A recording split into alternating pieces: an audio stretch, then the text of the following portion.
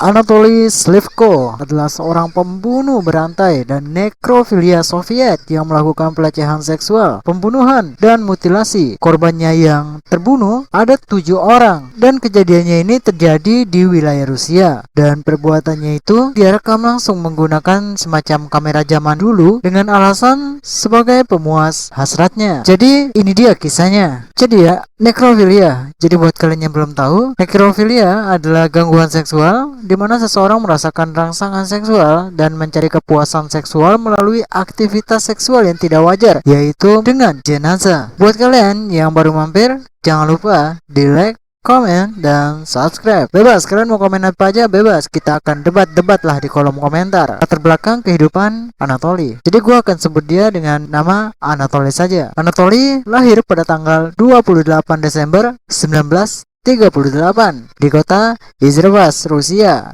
Dia adalah anak pertama dari 2 bersaudara yang lahir dari keluarga yang kurang mampu. Jadi pada saat kelahiran si Anatoly ini, saat itu Ukraina sedang terperosok dalam kelaparan yang disebabkan oleh pertanian paksa oleh Joseph Stalin dan kerja paksa Soviet. Sedangkan pernikahan antara kedua orang tuanya si Anatoly ini sangatlah tegang. Kedua orang tuanya sering bertengkar. Selain itu, ayahnya adalah seorang pecandu alkohol yang cukup berat. Anatoly adalah seorang anak yang cerdas, namun dia sering sakit-sakitan dan membuat dia menderita insomnia dan berbagai penyakit pada masa kanak-kanaknya. Anatoly adalah seorang introvert dikarenakan berbagai macam tragedi yang membuat masa kecilnya yang sangat hancur karena ketidakstabilan, bahkan kelaparan, perperangan, dan kemiskinan yang dia alami. Ketika Uni Soviet memasuki Perang Dunia Kedua, ayahnya pun direkrut menjadi tentara. Anatoly sendiri menyaksikan banyak kekejaman yang dilakukan oleh Nazi setelah invasi mereka ke Uni Soviet, termasuk invasi ke rumahnya sendiri pada tahun 1943. Meskipun salah satu kenangan paling gamblangnya tentang perang tersebut adalah mencari perlindungan bersama 4 anak lainnya di sebuah kuburan hanya untuk melarikan diri dari tentara Nazi. Bahkan banyak pembunuhan massal dengan bom hanya untuk menyingkirkan anak-anak itu. Salah satu memori yang masih membekas di ingatan si Anatoly ini saat dia masih kecil adalah saat dia menyaksikan seorang wanita kurus saat dia sedang bersembunyi, dan dari jarak 2 meter dia mengamati seorang wanita dan seekor kuda yang dimutilasi dan sisa badannya berserakan di jalanan. Masalah seksual. Anatoly berprestasi buruk secara akademis meskipun dia cukup cerdas. Kurangnya komitmen terhadap studinya dan kecenderungannya untuk melamun di kelas menyebabkan dia menerima nilai rata-rata. Ketika dia mencapai pubertas, Anatoly menyadari bahwa dia adalah seorang homoseksual. Dia juga menyadari bahwa dia menderita disfungsi ereksi. Kedua penemuan tersebut sangat mempermalukan Anatoly dan membuat Anatoly merahasiakan seksualitasnya dan disfungsi seksualnya dari keluarga dan teman dekatnya. Pelayanan militer. Dalam upaya untuk melepaskan diri dari asal-usulnya yang sederhana, Anatoly mengajukan permohonan beasiswa ke Universitas Negeri di Moskow tak lama setelah lulusan sekolah pada tahun 1956.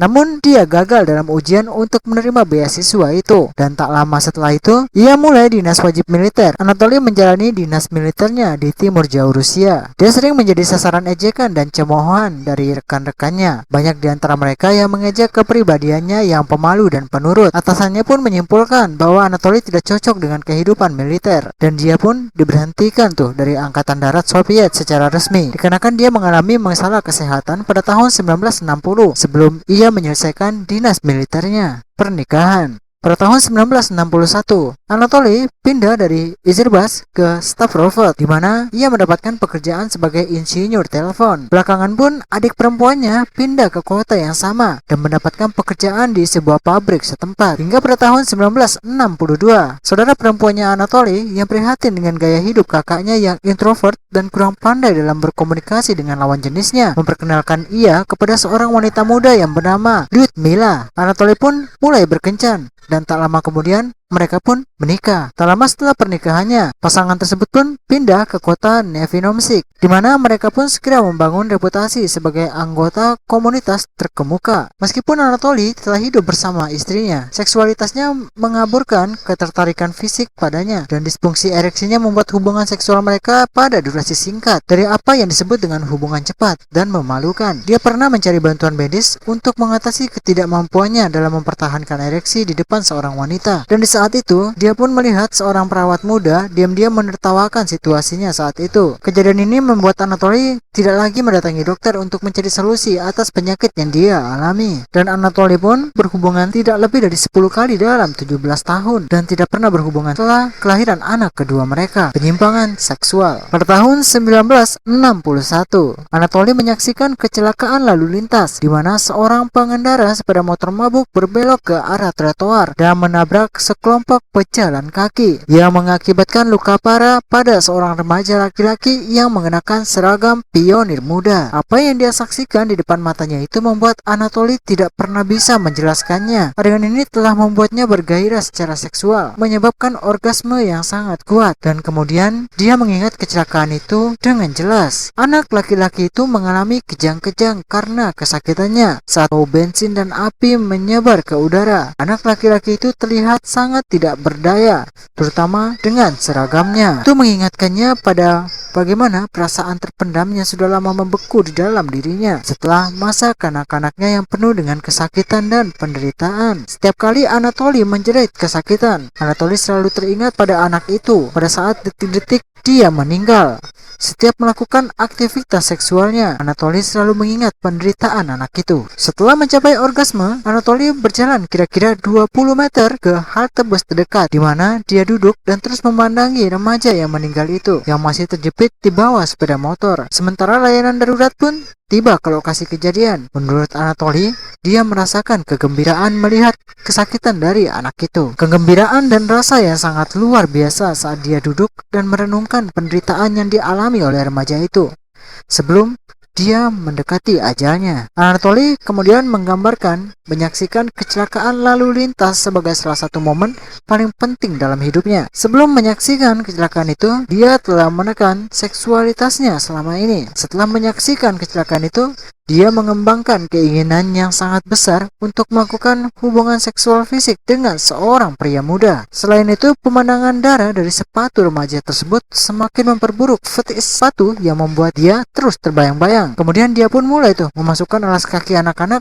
ke dalam fantasi masturbasinya. Klub pemuda pencinta alam. Beberapa bulan setelah menyaksikan kecelakaan itu, Anatoly mendirikan klub pemuda pecinta alam di wilayah terdekat. Klub ini seolah-olah didirikan untuk mendorong anak-anak setempat agar mau berpartisipasi dalam kegiatan pionir muda. Anatoly juga segera mulai memanfaatkan klub tersebut sebagai sarana untuk berteman dengan anak-anak dan mengembangkan metode untuk mendapatkan kepercayaan dari mereka. Namun, klub pertama ini tidak berjalan dengan lancar akibat aksi pembakaran oleh beberapa warga kira-kira sekitar setahun setelah didirikan. Pelaku dan beberapa warga diduga adalah salah satu anak yang mengikuti klub tersebut dan mengalami hal yang tidak senonoh, yaitu penganiayaan oleh si Anatoly. Namun tidak ada tuntutan pidana yang diajukan, dan tak lama kemudian Anatoly mendirikan klub baru yang berjarak sekitar 3 mil dari rumahnya. Kegiatan klub pemuda Anatoly ini tidak menimbulkan kecurigaan. Orang tua dari anak-anak yang menghadiri klub tersebut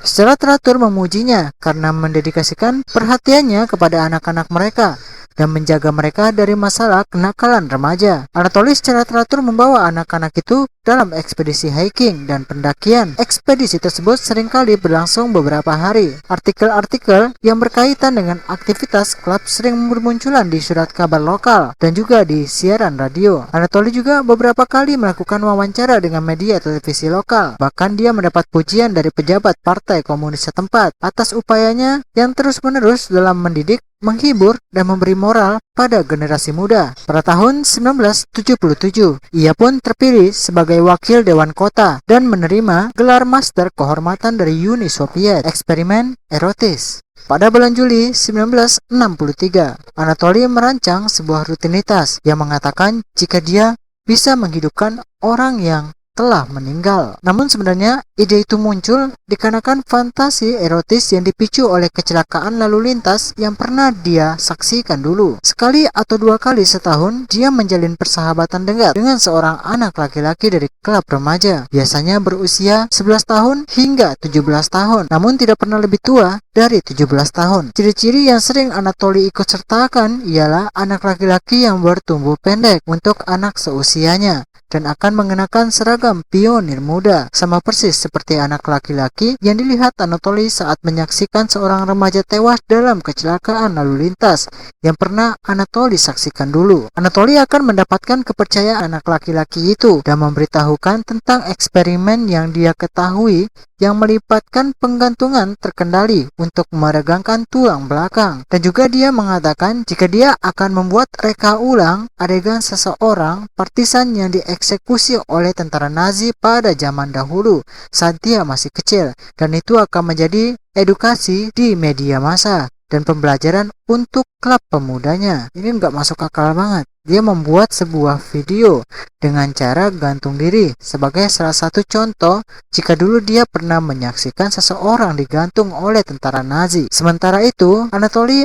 akan memfilmkan proses hukuman gantung itu. Setelah anak laki-laki itu diyakinkan, Anatoly akan menyadarkan mereka dari keadaan tidak sadarkan diri tersebut. Sebelum setiap anak melakukan eksperimen ini, Anatoly akan berlatih dengan gantung diri terlebih dahulu dengan korban yang dituju untuk mendapatkan kepercayaan mereka dengan cara menggantung dirinya sendiri terlebih dahulu dalam beberapa detik. Setelah sudah mendapatkan kepercayaan dari mereka, Anatoly akan membeli seragam baru untuk digunakan oleh korban dan menyemir sepatunya sebelum memulai pelajaran hukuman gantung. Selain itu, untuk menghindari muntah, korban diminta untuk tidak makan selama beberapa jam sebelum percobaan itu dimulai. Setelah anak laki-laki tersebut dibius, anak-anak itu memasang tali di lehernya sendiri dan mulai menggantung diri mereka hingga tidak sadarkan diri. Setelah anak muda itu tidak sadarkan diri, Anatoly kemudian segera menurunkan anak muda itu. Kemudian dalam keadaan tidak sadarkan diri, Anatoly akan melepaskan pakaian anak muda itu dan mulai membelainya dan menempatkan tubuhnya dalam posisi sugestif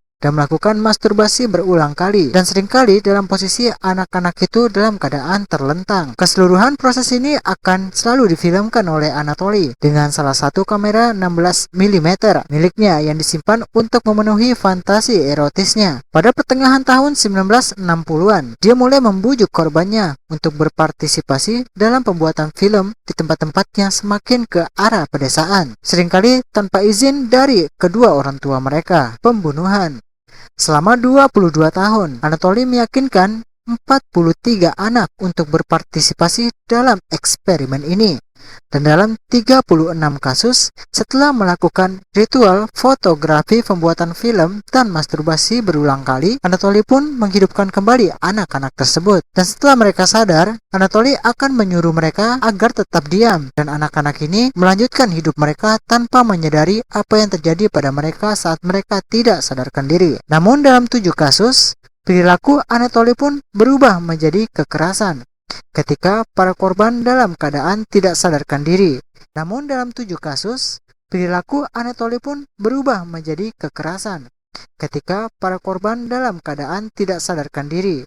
Dia pun memotong beberapa bagian tubuh mereka dan menyimpannya, kemudian menuangkan bensin ke bagian badan lainnya yang tidak dia butuhkan dan membakar sisa-sisanya untuk memperingati kecelakaan lalu lintas yang pernah terjadi. Anatoly biasanya menyimpan sepatu korban sebagai oleh-oleh, serta foto dan film yang dikembangkan di rumahnya. Anatoly dengan cermat mencatat rincian setiap hukuman gantung dari film yang dia buat itu, sebagai aksi yang fatal atau tidak fatal. Saat menonton ulang adegan video tersebut, dan dia mencatatnya di buku hariannya. Sepatu, foto, dan film menjadi rangsangan bagi fantasi masturbasinya Anatoly selama berbulan-bulan, bahkan bertahun-tahun.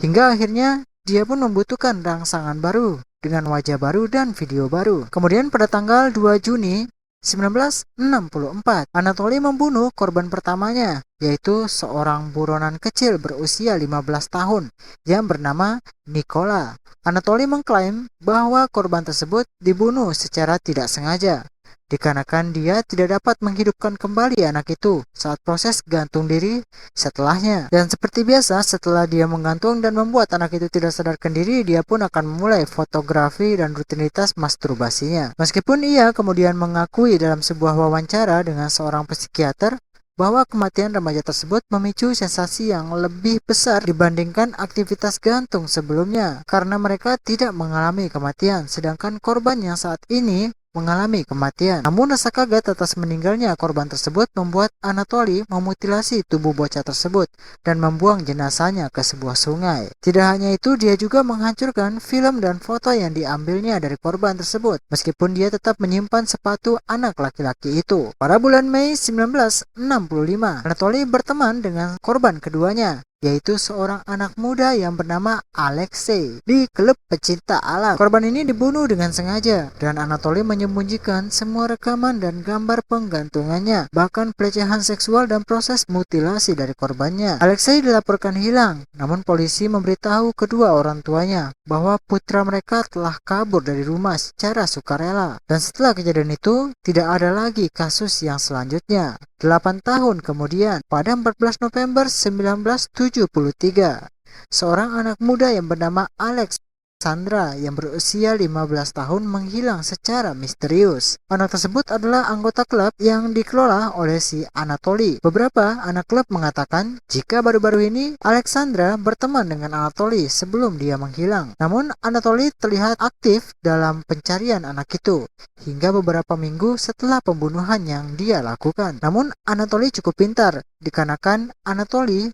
memobilisasikan pencarian lapangan untuk memastikan mereka tidak sampai pada lokasi pembunuhan tempat dia melakukan eksekusi. Dan setelah itu, tidak ada lagi kasus berikutnya. 2 tahun kemudian, pada 11 Mei 1973, anggota klub pemuda Anatoly lainnya, yaitu Andrei, yang berusia 11 tahun, dia dinyatakan juga menghilang. Anak laki-laki itu terakhir kali terlihat oleh seorang tetangganya yang melaporkan kepada polisi bahwa Andre telah memberitahukannya bahwa dia akan berpartisipasi dalam sebuah film di hutan. Meskipun anak laki-laki itu tidak menyebutkan namanya Anatoly, namun ibu anak itu memberitahu penyelidik bahwa Anatoly telah membuat film Partisan di hutan terdekat yang sebelumnya pernah diikuti oleh putranya. Namun polisi sudah mengetahui bahwa Anatoly telah memenangkan penghargaan untuk sebuah film buatannya yang berisi tentang didikan moral untuk anak-anak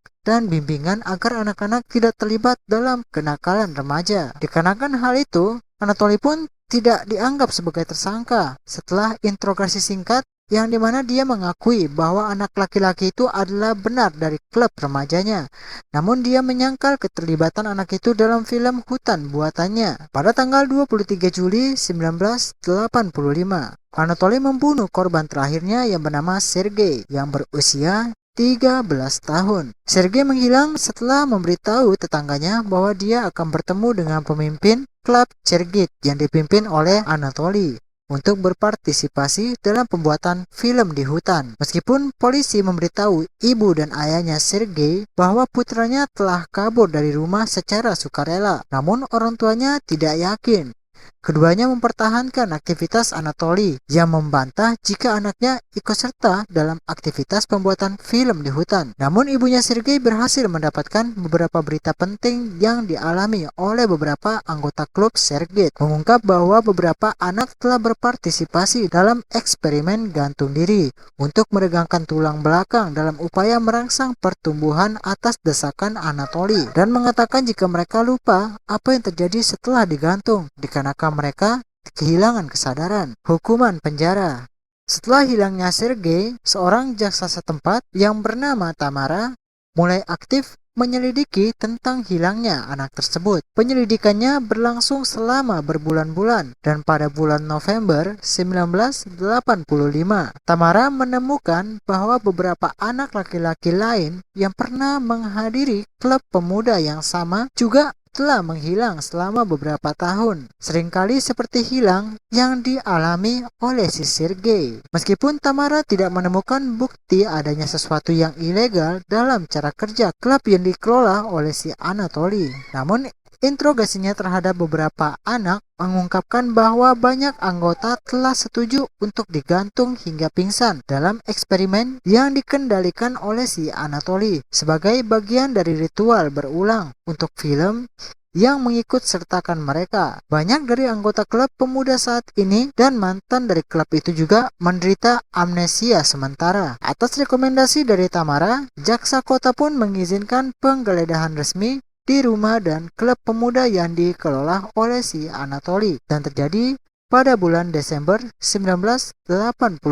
Namun, hanya sedikit bukti yang ditemukan di tempat klub si Anatoly tersebut. Hingga proses penggeledahan pun dimulai di rumahnya. Hingga proses penggeledahan dilakukan di sebuah kamar gelap yang terkunci dengan sangat rapat. Dan isi dari kamar gelap itu mengungkapkan jika banyak foto dan film dokumenter yang menunjukkan penggantungan, penganiayaan, dan pemutilasian korbannya. Sejumlah pisau, kapak, dan gulungan tali, serta selang karet juga ditemukan, serta perlengkapan yang membuktikan fetis sepatunya, termasuk beberapa pasang sepatu boot anak-anak yang telah digergaji seluruhnya, khususnya setengah bagian kaki. Dihadapkan dengan bukti yang telah ditemukan dari kamar gelap itu, Anatoly akhirnya mengakui tentang 7 pembunuhan dan 36 hukuman gantung yang tidak fatal pada tanggal 28 Desember. Anatoly pun mengatakan jika semua yang dia alami tersebut berasal dari masa lalunya, tentang kejahatan dan penderitaan yang disebabkan oleh frustasi seksual, dan menekankan bahwa tujuan utama menyimpan foto dan video itu